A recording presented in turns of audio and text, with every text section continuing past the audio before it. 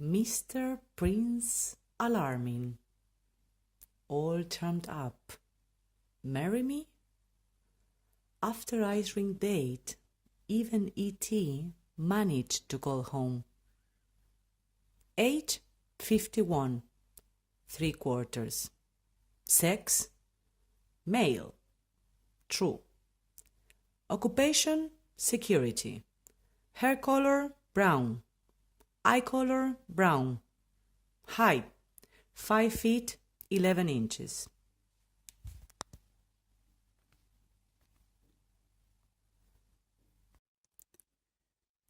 I skate across the car park of the hotel, not too far in distance from either of us. It was dark and the roads icy, so the usual 10 minutes drive took about 20 minutes. He rang my phone to say he had arrived and was just making a call. Telling him what car I was driving, when he had finished his call, he came and opened my car door. It was dark and foggy, kind of misty, so when I looked up, I recognized his voice. I couldn't quite see his face until we walked into the diner foyer. The show walk involved gripping hold of his arm for balance. I didn't think it would have been a good look wearing my wellies, despite them being practical and sensible, just not on a date. As we reached the foyer, as I would expect from a gentleman, Prince Alarming opened the door. Chivalry is now in the house. I saw his face. Fucking hell. Sorry if I have offended anyone, but I was in shock. Trying to contain the somewhat, let's call it startled shock, I really was alarmed.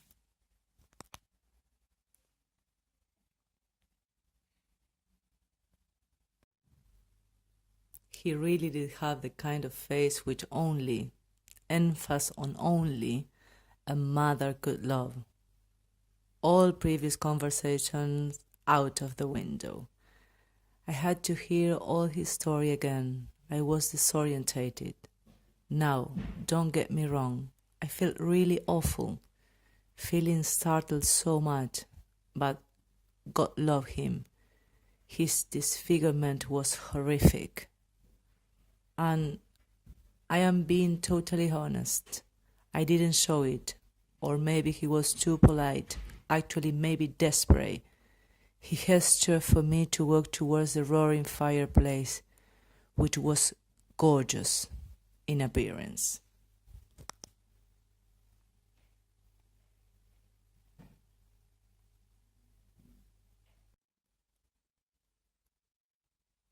At the inviting fire, he went to help me remove my jacket. I told him I was icy cold, recovering from the shock, and I would leave it on a little longer. By the time he had come back from the bar, I was toasted warm, actually hot, but I really wanted to make a sharp exit and wasn't going to be faffing around with the flipping jacket. I could have sprinted to the door. It was the icy car park in hills I couldn't quite strategize for.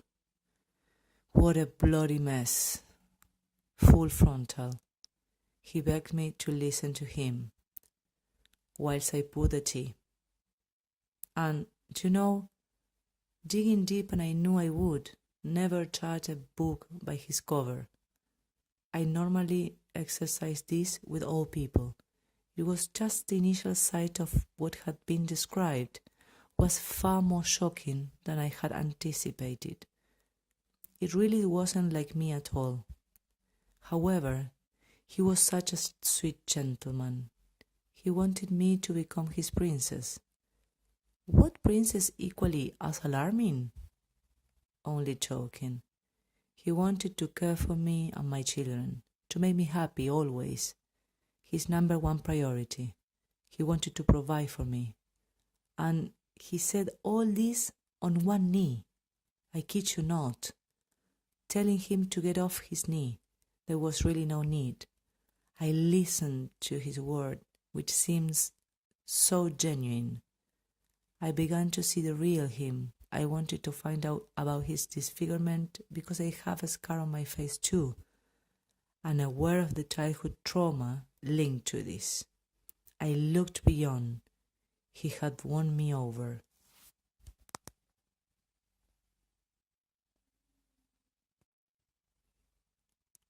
It was clear he had been frightened I would do a runner, and I felt I had to confess.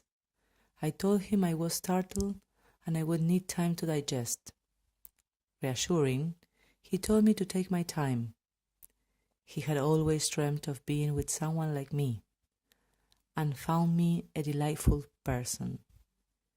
He totally understood and said he would show me in the meantime of how genuine he was and romantic. Of course, he was good at that. It was at this point 10 p.m. He received a call out. He was on duty. A security alarm was sounding and he had so many minutes to respond. So, with that, he walked me to the door of my car. We hugged briefly. The cheek presented for a kiss. The ice was getting worse underfoot.